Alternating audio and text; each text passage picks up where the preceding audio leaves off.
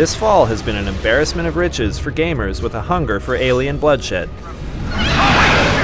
PlayStation 3 owners can bloody their hands with chimeran flesh, while Xbox 360 owners can gorge themselves on a trail of dead locusts.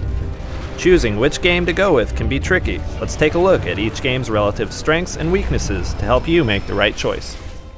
When it was first announced, lead designer Cliff Bleszinski promised Gears of War 2 would be bigger, better, and more badass indeed. On the size front, there's no denying that Gears 2 is bigger than its predecessor. The story mode has been beefed up with a lot more emphasis on variety and pacing.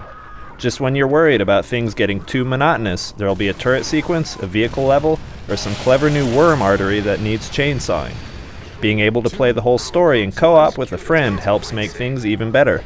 In contrast, the single-player campaign in Resistance 2 can feel pretty repetitive.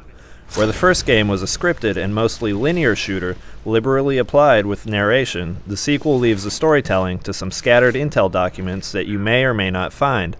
The levels are bigger, and there's a greater variety of enemies, but lacking the explicit narrative thread, the game often feels like an empty push from arena shootout to arena shootout.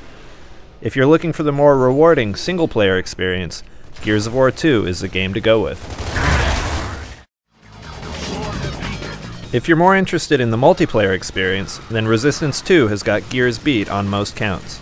The game includes an entirely separate co-op campaign for up to 8 players.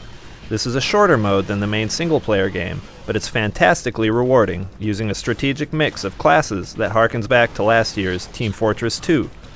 You'll need to carefully coordinate with all the different classes on your squad and play strategically to get through some of the mode's toughest sequences.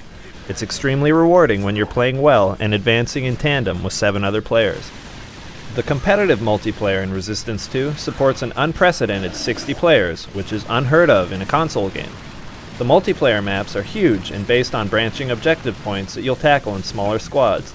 This helps to keep the mode from devolving into a chaotic scrum. With a leveling up system that parallels Call of Duty 4's addictive XP framework, Resistance 2 is a totally convincing multiplayer game. There's a lot of fun to be had in Gears 2 multiplayer. The all-new Horde mode that has 4 players facing wave after wave of Locust attackers is simple but addictive.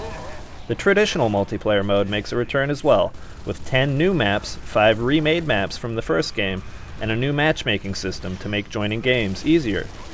Gears 2 multiplayer offers fun and relatively traditional 5-on-5 action. If you enjoyed the first game, you'll appreciate the new maps and matchmaking, but it can't really compete with Resistance 2's sprawling and terrifically varied multiplayer option. So which of these shooters deserves your money? Even with its comparatively weak single-player campaign, it's hard to beat Resistance 2. There isn't any other shooter on consoles that can match the terrific 8-player co-op mode. The sprawling 60-person multiplayer mode is tactically rich and genuinely rewarding to play. Gears 2 has a better single-player mode, but it's far from the best single-player shooter released this year. The multiplayer is fun, but it's simple and not nearly as deep or comprehensive as Resistance 2's. If you can only afford to exterminate one alien race this year, choose Resistance 2.